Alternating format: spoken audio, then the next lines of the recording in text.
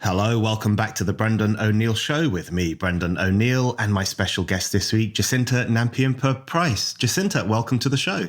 Thank you for having me.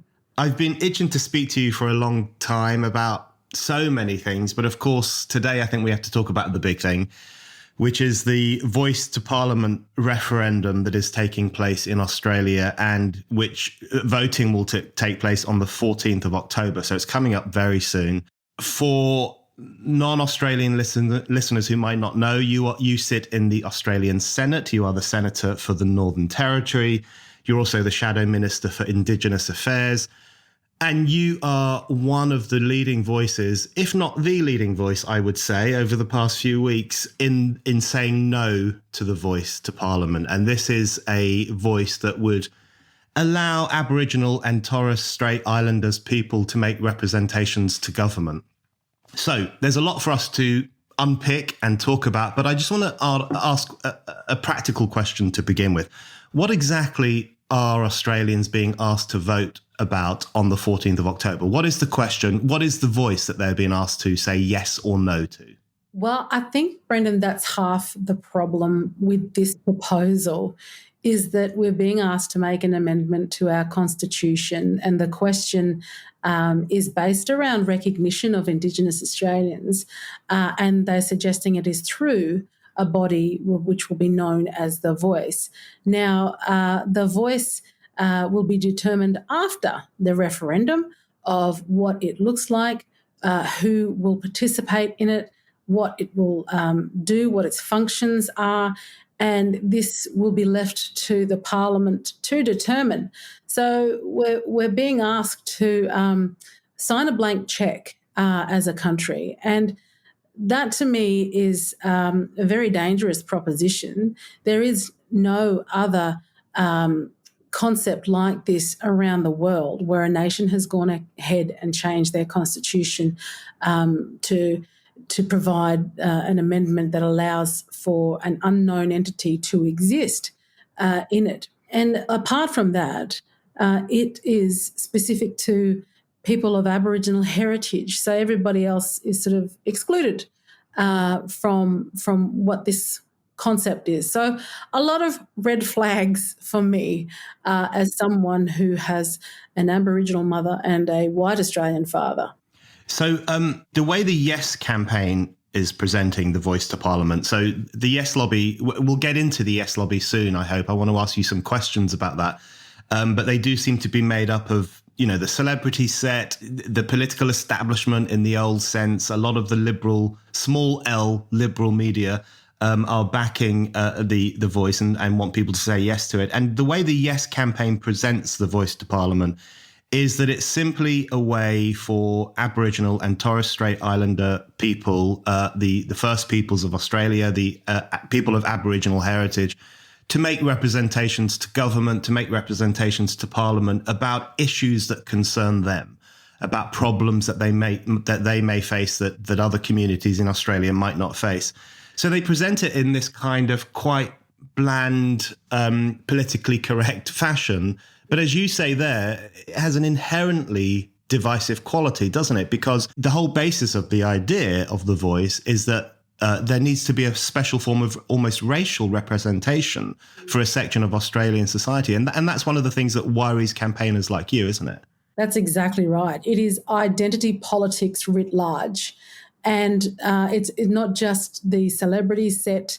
It's not just the elite few, but it's the corporations, the big corporates that are backing the Yes campaign, mining giants, pouring millions of dollars. And these are people and individuals who are completely and utterly removed from the day-to-day lives of remote Indigenous Australians who live in communities that are out of sight, out of mind, whose first language is often not English, who have very little education. And it's very paternalistic as far as I'm concerned. Having a Warlpiri mother, most of my Warlpiri family are those marginalised individuals that live in remote communities. So I'm very aware of how they live their lives. the way that traditional Aboriginal culture plays a role, sometimes detrimental, in their lives. And for many, many decades, the Aboriginal industry has grown. This multi-million-dollar industry has grown off the backs of the misery of these marginalised.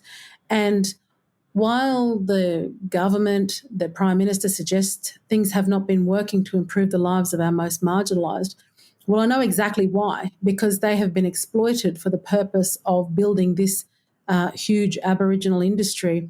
And they too are responsible for the lives of the marginalised, but are seeking to be constitutionally enshrined because their days are numbered. And it is separatism that has effectively maintained the marginalisation of our most marginalised Aboriginal people. But this is effectively separatism, asking for separatism within our founding document, within our constitution, and it's something that I certainly cannot support. Yeah, you mentioned there that the Warlpiri people, where your mother comes from, that Aboriginal community, and I know that they are based mainly in the Northern Territory, where you are now Senator, and also in Alice Springs, where you were previously Deputy Mayor. And I did want to ask you about the different standing of Aboriginal communities or Aboriginal peoples in Australia, because the question I have in my mind, I've visited Australia quite a few times. It does seem to me to be a vast distinction between remote communities, the kind of people you were talking about there, and Aboriginal movers and shakers in the cities, in Sydney and Melbourne, and the people who are in some ways leading the Yes campaign for the Voice to Parliament. And there does seem to be a huge difference between those two different groups. The idea that they could all be put under the same umbrella of Aboriginal heritage people with similar concerns and interests seems to me to be rather dubious. So who would the Voice to Parliament really empower? If you had this constitutionally enshrined institution, and as you say, it's unclear exactly what form that institution would take, but if you were to have it, who would it benefit? It's unlikely, isn't it, that it would benefit quite poor remote communities in the Northern Territory. It seems to me more likely to be of benefit to those who are already making a living and building some moral authority through being Aboriginal campaigners in better off parts of Australia. Well, look, that's exactly right. And you're right in that there are distinct differences between, Aboriginal people living in those remote communities and urban people of Aboriginal descent.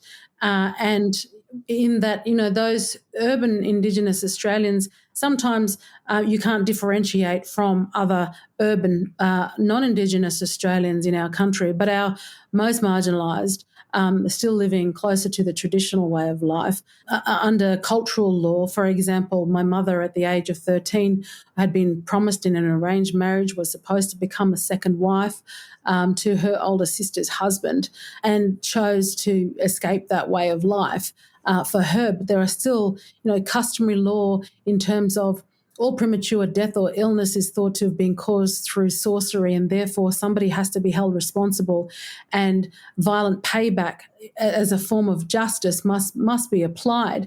And these are the sorts of, so different from the lives of people in the cities, those of Aboriginal descent, who don't have a connection to that traditional way of life anymore. They are the huge differences, but it is those who have had access to education, who have access to media, who have been, activists for years, who are pushing for this voice proposal. I mean, one of the proponents of the Voice, Noel Pearson, has been responsible for, just over $550 million worth of government funding over the decades to fund many of the programs that he has initiated to improve the lives of people in remote communities. I mean, these people that are pushing for the Voice, they've been around a long time. They've had a seat at the table. They've had the ear of many politicians. And I'd say that they're realising that now that we are overrepresented in our federal parliament, their days are numbered. And so this is about ultimately a transfer of power to that industry, to those individuals. So they will have power in perpetuity. And there's talk of treaties and reparations and compensation. This is the talk of the activists. This isn't the talk of the remote Indigenous Australian who is worried about how they're going to pay for the next drive into a major centre to do their shopping, or how they're going to avoid the next violent payback within their community, or how they're going to deal with their health problems. These are the day-to-day concerns of those remote Indigenous Australians, and it's the activist class that are pushing to change our constitution. And that's evident now that the media are finding those Indigenous voices in communities to listen to. They're coming out and saying, well, we don't know anything about this proposal. We don't know why we should be supporting it, but it sure seems like it's another push from city folk, who think they know better than we in these remote communities. Yeah, that's a really powerful point about a transfer of power and this institutionalization of influence for the activist class, as you call them, possibly because they're worried about the growing forms of representation that people of Aboriginal descent have in the federal parliament, in the democratic institutions. On that front, I want to ask you about how this undermines Australian democracy, because it seems to me that regardless of what form the voice institutions might take, and as you say, it's really problematic that that's going to be decided after the referendum, a kind of blank check for institution creation. Regardless of what form it takes, the whole idea of it seems to me to undercut democracy in Australia, because, of course, everyone in Australia, regardless of their heritage, has the right to vote, to select who should represent their community and represent them. And this cuts against that grain, doesn't it? And it undermines a country that I think has good reason to be pretty proud of its democratic system. Absolutely. And Australians have, like much of the Western world, come under attack from the ideological left to suggest that we're such a horrible racist country. We're one of the greatest multicultural nations in the world, and we should be very proud of that. And as it stands, we have achieved equality in our country, and this proposal would seek to create an imbalance in terms of equality. And, to suggest that, well, firstly, on this premise that all Indigenous Australians are marginalised for no other reason but because of our racial heritage, I think is racist, really. And basically, this is what they're seeking, to change our constitution on that premise. Now, in terms of our democratic structure, basically this body will have the constitutional right to make representations to the parliament, to the executive, which means, prime minister and cabinet, the government departments and agencies. If I, for example, wanted to produce a private senator's bill to address the issue of alcohol in remote communities, to try to save the lives of Indigenous Australians, they could very well, if the voice was in existence, could very well hold that process up and determine that the changes that I want to make, the bill that I want to propose as an elected representative, is something that they do not agree with, effectively could challenge in the High Court and hold the processes of government up. And not even us in opposition have that much power or scrutiny over Prime Minister and Cabinet ministers. But this voice entity would have that constitutional right to do so. And our Prime Minister continues to disingenuously tell the Australian people that it is simply an advisory committee, but nowhere within the question to the Australian people or the proposed chapter does the word advice, or advisory appear. And it is a body which is the same as the High Court is a body within the Constitution. The executive government is a body within the Constitution. So it sits alongside those entities. And why should 3% of the population have an opportunity as an extra say in terms of policy and legislation that affects all Australian people? That means 3 out of my 4 sons would get that opportunity to do so. My son, who is my stepson, who can't claim Indigenous heritage, doesn't get that opportunity. That is not equality.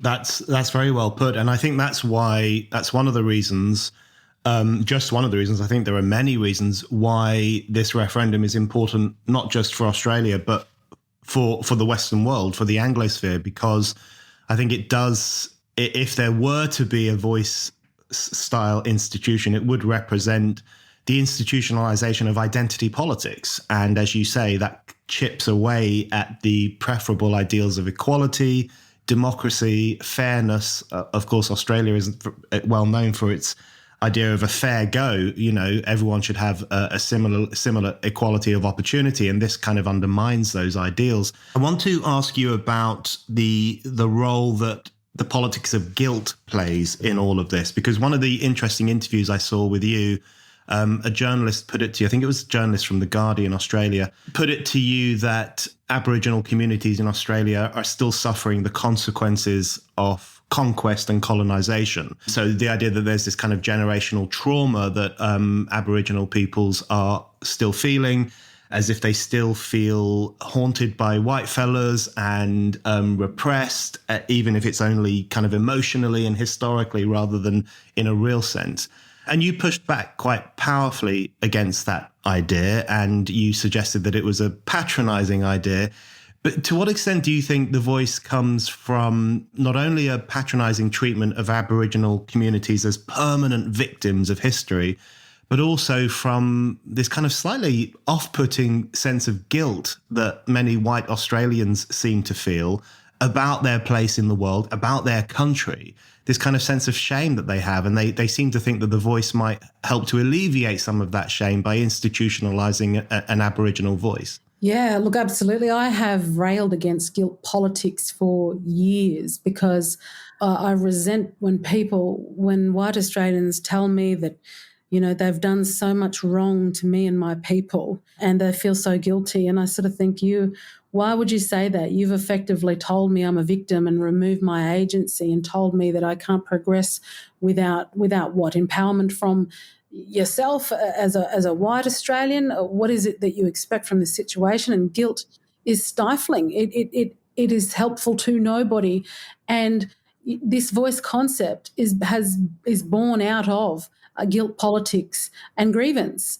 And that is no way to move forward and to resolve issues for anybody in our country. And I've just seen how, you know, in a nation such as Australia, we've been a happy-go-lucky country. We've always been able to express our opinions quite freely, but now everybody is walking on eggshells and is afraid to speak. And quite often I get people say to me, well, Jacinta, you can say those things because you're Aboriginal, but I can't. And I say, well, why can't you? And they say, because then I'll be called racist. And I say, well, are you? And they said, well, no. I said, well, there you go. What's wrong? There's no problem if you're not actually a racist. You have to be concerned, I guess, if you are. But it's just been stifling for Australians. But this is what the Yes campaigners have basically been relying on, guilt-ridden Australians, the goodwill of Australians who want to see improvements and playing on people's emotions to bring about a yes vote, which is the wrong way to support any proposal. You don't support it because you feel guilty. You support it if it's a good proposal where it demonstrates it can improve lives. That's how you support something. But the guilt politics has been damaging, and I'm finding that travelling around the country and speaking to audiences of thousands of people, I'm engaging with Australians who are just can feel like they can breathe because I'm offering them the facts. To go out and actually have a conversation, have a respectful debate and use the facts, and don't be brought down by name-calling and mudslinging, because that is no way to behave in a democratic country. Yeah, I actually wanted to come on to the name-calling, mudslinging aspect of some of the referendum, because it seems to me that the more I follow I know this is probably because I'm in Britain, so I'm a bit Anglo-centric, I guess. But when I look at the Voice referendum, it reminds me very often of the Brexit referendum of 2016. And by that, I wrote a piece for The Australian a couple of weeks ago, making this point that it seems to me that, yes, it's a referendum about a specific constitutional question. In our case, it was, should we stay in the European Union or leave it? In your case, it's should you have this new voice to Parliament or should you not? But it's also gone beyond that, just as the Brexit referendum went beyond the question of the EU, and it became very much about, it became a generational clash and a class clash. And we had the elites here kind of looking down their noses at Leave voters and calling them stupid and racist and everything else. And it seems to me that a similar dynamic is impacting on the voice referendum as well. So we had Marcia Langdon, who is an Aboriginal activist, a distinguished professor, and she's a leader of the Yes campaign down there. And she recently said that the arguments of the no leaders were fueled by base racism and sheer stupidity. Now, you're one of the no leaders, and I don't think anyone could call you either racist or stupid. But there is this mudslinging, as you say. How bad has that got? And what do you think that tells us about the Yes lobby specifically, but also about the kind of elites that are behind the Yes lobby? Yeah, look, I think it speaks volumes also about Aboriginal politics in our country, which is another issue that I think, as an Aboriginal person who's been involved in it all my life, can see the way in which, people have been controlled in communities. Quite often it is name calling, bullying behaviour, gaslighting, that the aggressive become leaders in remote Indigenous communities. And to a degree, that's what we're seeing on a national scale now, is that bullying Australians into voting or thinking or doing things in a particular way from the grievance industry. And that's what everyday Australians are now being exposed to. The downside for the Yes campaign is that Australians don't respond in a nice way to being called racist and being name called and all of those things. I think it is what has effectively provided the latest polling that we've seen, a decline in the support for the Yes vote, because they just can't help themselves when they can't argue a point effectively enough or demonstrate that this is going to improve anybody's life. Then their frustrations get the better of them and they end up mudslinging. And I've been a target of Marcia Langdon's for quite some time. And really, I mean, for me, it's water off a duck's back. But it's really unnecessary. And I guess it's working in our favour in terms of getting more support for the no vote. But there was a time when I once stood beside Marcia to deliver a National Press Club address in 2016 to talk about the epidemic of family violence and sexual abuse of children in remote communities. And it's just unfortunate that we're now in a situation where there is so much division and that level of mudslinging going on. But I grew up in a place like Alice Springs, in the middle of Australia. Life was tough. You had to be tough. And I recognise that there are very vulnerable people out there that need their voices to be amplified. And that's why I've just got to, I guess, continue on with this railing against this proposition that will divide us as a nation. I think that point about Australians not taking kindly to being called racist is a very important one. And it's interesting that I think you throw a spanner in the works of a lot of people's minds, especially the kind of leftish city people, because you have Aboriginal heritage, as does Warren Mundine, your fellow no campaigner. And Johannes Leek did a brilliant cartoon in The Australian recently in which he showed campaigners like you, no campaigners like you, knocking on someone's door, and then the white family, the white upper middle class family inside the house were saying, "Oh God, here come the white supremacists." So I thought that captured brilliantly the topsy-turvy nature of some of this identity politics, where I guess someone like you is even looked upon by, I don't know, Guardian reading, correct thinking, Melbourne dwellers perhaps. Someone like you is looked upon as, I guess, a turncoat or someone who is doing the bidding of the white man. Have you had that kind of abuse from people as well as you've been campaigning? Yeah, absolutely. I've had that kind of behaviour sort of toward me. It's almost like you see their heads explode when their ideas of what they think Aboriginal people, the noble savage who needs rescuing from the terrible colonists who's ruined our lives and now they need to repent.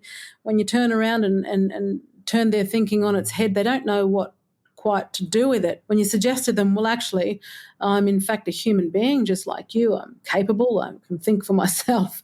They don't know what to do with it. And I think a lot of the media have also, been delivering a narrative, that victim narrative of Indigenous Australians, and it has done nobody any favours going forward. But I hope to encourage I know there's plenty of people of Aboriginal descent and Aboriginal people who don't want to be seen as different, who don't want to be viewed as victims, who need rescuing. I think it is absolutely one of the most paternalistic approaches to suggest that as an Aboriginal woman, I have to think a particular way or do things in a particular way. And I've experienced that quite some time when I was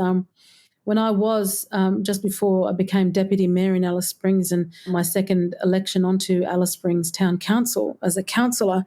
The journalist asked me, she thought it was odd that I seemed to get on quite well with the old white men that sat on council with me, and that I was a surprise conservative, as she put it. And I suggested, well, I have a soft spot for old white men because my father is one, and he's only ever loved me and brought me up to consider myself a citizen of the world where I belong anywhere, I can do anything and am capable. And that's the attitude, that we have to start telling, to get away from guilt politics, to get away from identity politics, and for Aboriginal people to understand they're capable human beings, and that our wonderful country provides the opportunities for them to excel. It's the reason why my mother, although coming from a traditional background, was elected to the Northern Territory government and became a cabinet minister in the Northern Territory government. And during her time, I was sworn in by her when she was the Minister for Local Government when I was first elected to council, and that I can become a senator in federal parliament and shadow minister for Indigenous Australians. We didn't need a constitutionally enshrined voice to do that because our nation provided the opportunities for that. And we didn't get there because we were Aboriginal women. We got there because we're capable human beings. Hi, it's Brendan here. I just wanted to remind you that you can still buy my book. It's called A Heretic's Manifesto, Essays on the Unsayable, and I've really been blown away by the response to it from readers, reviewers, Spike supporters. People really like this book, and I think you're going to like it too. It covers all the insanities of our time, from climate change hysteria through to COVID authoritarianism, through to the trans ideology. And it basically makes the case for more freedom of speech, more debate, and more heretical thinking to challenge the conformism of our times. So what are you waiting for? Go to Amazon right now and order my book, A Heretic's Manifesto, Essays on the Unsayable. And now, on with the show. Okay, Jacinta, just a couple more quick questions before I let you get back to your campaigning. I think another great thing about this referendum process, from my outsider perspective, is that it has called into question the new fact-checking regimes that we all live under, particularly on social media and on the internet more broadly, because there has been a big controversy in Australia, which made waves around the world too, in relation to one of the fact-checkers on Facebook and who they were really fact-checking. So this was the Royal Melbourne Institute of Technology, which was an accredited Facebook fact-checker. Turns out it's a pretty partisan institution. So, for example, between the 3rd of May and the 23rd of June this year, it did 17 checks on information relating to The Voice. And all of those 17 checks were targeting anti-voice opinions. So people who were on Facebook promoting no, saying, let's say no to The Voice. And it caused a big storm that this was essentially political censorship. And eventually the Royal Melbourne Institute of Technology was temporarily suspended from doing fact checks on Facebook. So that's pretty sinister, isn't it? And if that had happened to the other side, if that were happening to Yes, I'm sure there would have been an enormous storm. So you've had to face not only, as you say, the fact that Yes is backed by the huge corporations, celebrity influencers and so on, but also an attempt to twist the discussion to make it harder for the no voice to get out there. Oh, absolutely. They've been insidious in the way that they've tried to discredit, those arguing the no case. They've certainly come after me. They continue to come after me. Nothing that they've been able to do so far has, has managed to deter me. But and you're right, it's probably actually the Yes campaign that required more fact checking than our side, especially with regard to, Peter Credlin, who is an incredible journalist and presenter on Sky News. She's a formidable woman who used to work for our former Prime Minister, Tony Abbott. But she had, we were highlighting the fact that the Uluru Statement from the Heart, which is the statement that was brought about by those pushing the voice and, the whole Uluru, which is our iconic land site in the middle of Australia, cultural significance to the Arnangal people and to those of us who are connected to them, but nobody else really. That behind that statement, there was the one-page statement, which I don't agree with, by the way, but painting Aboriginal people as victimised and, a whole raft of things. We won't go too much into that. But that there were 25 other pages behind that document basically outlining the plans that the proponents of the voice had for the voice, the detail that the Prime Minister failed to provide. And then there was a whole argument about whether it was 1 page or 25 pages, and RMIT fact-checked. Well, they didn't really fact-check. They just went along with the Prime Minister's claim that it was just 1 page. And then Peter Credlin's story online was censored as a result of that. And there's been various other ways that they've tried to undermine those of us on the no side.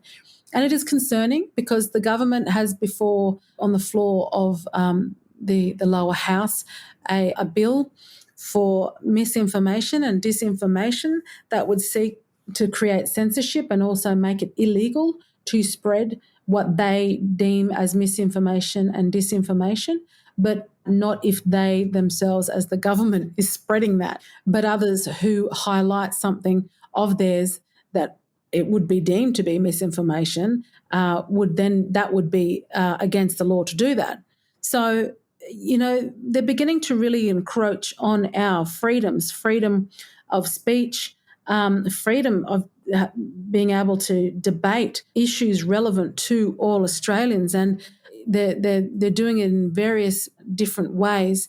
And so it was only right that the RMIT Fact Lab have now been disassociated, that Facebook have disassociated themselves from them because of this censorship and insidious undermining of democracy. Yeah, absolutely.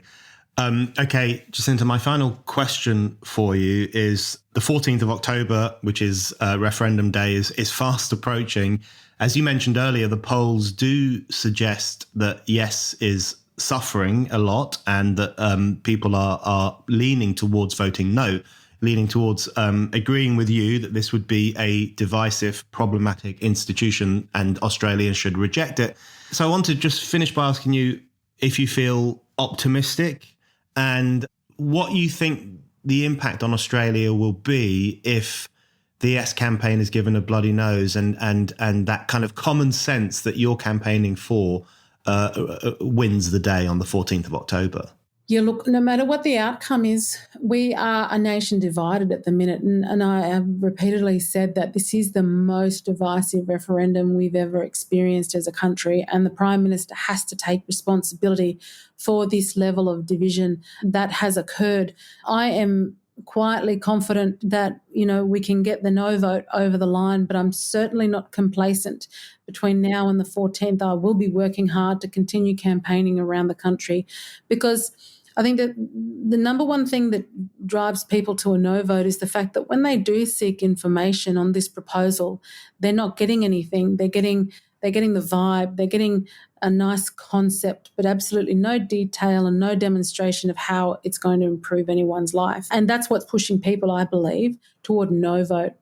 And when Australians vote no, they are voting to maintain equality in our country. They are voting no to the continued aggressiveness of leftist ideology that has slowly eroded our wonderful shared Australian values and culture. And I I am privileged to be in a position where I hope to be able to rebuild our nation, to feel proud of who we are as Australians again, so that our children can stand proud to call themselves Australian, and that they're not forced to do stupid things like not long ago there was preschool-aged children who were forced to write sorry letters to Indigenous Australians for what happened in our country's history.